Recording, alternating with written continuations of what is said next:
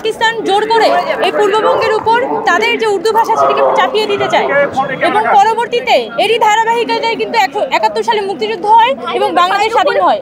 কিন্তু আজকে 2024 সালে এসে সেই একই সংগ্রামের ধারাবাহিকতায় কিন্তু ওই জুলাই গণঅভ্যুত্থানটি হয়েছে এবং আমরা সেই 52 থেকে 71, 71 থেকে 90, 90 থেকে 24 সেই একই সংগ্রামের ধারাবাহিকতায় আজকে এখানে দাঁড়িয়ে আছি। আপনি 24-এর যে গানগুলো আছে, যে আধুনিক যে র্যাপ সংগুলো হয়েছে, সেগুলো যদি আপনি যে স্লোগানগুলো, যে অভিনব স্লোগানগুলো 24-এ ব্যবহৃত হয়েছে, সেগুলো যদি বিশ্লেষণ করেন তাহলে দেখবেন যে ভাষা এবং নিজেকে এক্সপ্রেস করতে পারা এটা 24-এ খুবই গুরুত্বপূর্ণ একটা অনুষঙ্গ ছিল। শিয়া বাটার ও ভিটামিন ই সমৃদ্ধ lily glam beauty soap. Lily, always beautiful. আন্দোলন হয়েছিল ভাষার জন্য, নিজেকে প্রকাশ করার যে স্বভাবজাত সামাজিক যে উপায়টা আমাদের কাছে আছে, সৃষ্টিকর্তা আমাদেরকে দিয়েছেন। সেই ভাষা আমরা ব্যবহার করতে পারিনি, আমাদেরকে ব্যবহার করতে দেওয়া হয়নি, নিজেদের মায়ের ভাষায় কথা বলতে দেওয়া হয়নি। তার বিরুদ্ধে 52-তে আমাদের সংগ্রাম করতে হয়েছে।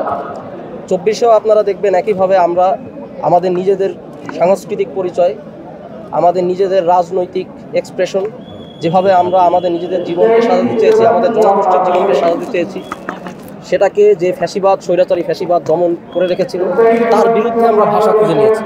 আপনি 24-এর যে গানগুলো আছে, যে আধুনিক যে র্যাপ সংগুলো হয়েছে, সেগুলো যদি আপনি যে স্লোগানগুলো, যে অভিনব স্লোগানগুলো 24-এ ব্যবহৃত হয়েছে, সেগুলো যদি বিশ্লেষণ করেন তাহলে দেখবেন যে ভাষা এবং নিজেকে এক্সপ্রেস করতে পারা এটা 24-এ খুবই গুরুত্বপূর্ণ একটা অনুষঙ্গ ছিল, যেটা 52-র সাথে সরাসরি আমাদেরকে যুক্ত করে একটি ঐতিহাসিক ধারাবাহিকতা, লড়াইয়ের এবং সংগ্রাম। আমি আগে একটু বলি।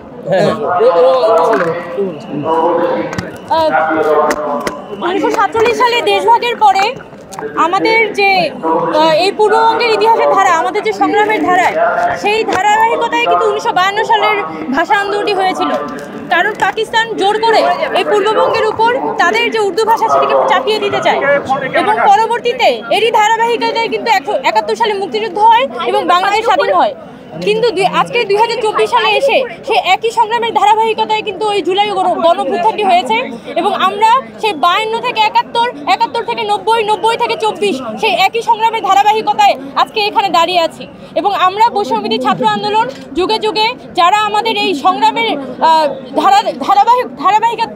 ধারক ছিলেন, তাদের সেই লিগেসি আমরা বহন করি এবং আমরা এই গণঅভ্যুত্থান সকল শহীদদের স্মরণে আমরা করতে চাই এবং সকল যারা আমাদের শহীদরা ছিল, আমাদের যারা সংগ্রামীরা ছিল, তাদের ধারাবাহিকতায় কিন্তু আজকে 24-এ গণঅভ্যুত্থানটি হয়েছে এবং 1952 সালে যে ভাষা আন্দোলন, সেই ভাষা আন্দোলনের মধ্য দিয়ে যে মাতৃভাষার অধিকার আমরা প্রতিষ্ঠা করেছি, সেটা কিন্তু এখনো পর্যন্ত রাষ্ট্রীয়ভাবে প্রতিষ্ঠা পায়নি। শুধুমাত্র দিবস হিসেবে আন্তর্জাতিক মাতৃভাষা দিবস আছে, কিন্তু এখনো পর্যন্ত বাংলাকে যেভাবে রাষ্ট্রীয় ভাষাভাবে পৃষ্ঠপোষকতা করার দরকার ছিল, এখনো পর্যন্ত বাংলাদেশ সরকার সেটি করতে সমর্থ হয়নি এবং আমরা আশা করি একদম শিশু থেকে বয়োজ্যেষ্ঠ পর্যন্ত যাতে অন্তত ভাষা চর্চাটা আমরা ভালোভাবে করতে পারি এবং বাংলাকে রাষ্ট্রীয় মর্যাদা শুধুমাত্র দিলে হবে না এবং মানুষের জীবন চর্চার ক্ষেত্রে, আমাদের রাষ্ট্রীয় চর্চার ক্ষেত্রে বাংলাকে মর্যাদা দিতে হবে।